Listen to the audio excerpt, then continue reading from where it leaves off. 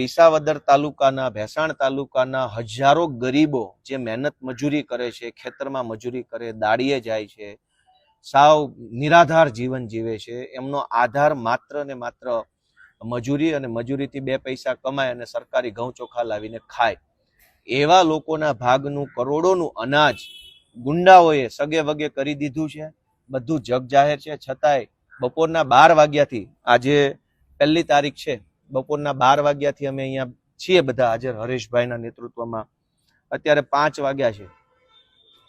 5 વાગ્યા છે છતાંય હજુ પોલીસ FIR લખવા તૈયાર નથી, મામલતદાર આંકડા આપવા તૈયાર નથી, પુરવઠા શાખા જે છે એમની પાસે કોઈ હિસાબ નથી. ટૂંકમાં એટલી હદે આ લોકો માનવતા વગરના થઈ ગયા છે, જાનવર જેવા આપની માનસિકતા છે. કેમ કે માણસ હોય ને એને જરાક દયા આવે કે ગરીબોના હકનું અનાજ ચોરાઈ જાય છે, કરોડો રૂપિયાનું અનાજ ચોરાઈ જાય છે, તો એક FIR તો કરવી જોઈએ. આમનામાં કોઈ શરમ નથી, એકદમ બેશરમ બનીને બપોરના 12 વાગ્યાના જવાબ આપે છે.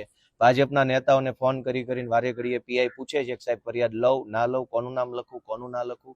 આવો તમાશો પોલીસ સ્ટેશનમાં હાલે છે. હમણાં 15મી ઓગસ્ટ આવશે, સ્વતંત્રતા દિવસ, 15 દિવસ પછી આ બધી ગેંગ જે છે આ બધા પોલીસ સ્ટેશનના ઝંડા લઈને પર સ્વતંત્રતા દિવસ ઉજવશે. પણ આમાં સ્વતંત્રતા છે ક્યાં? ગુંડાઓની ગુલામી કરે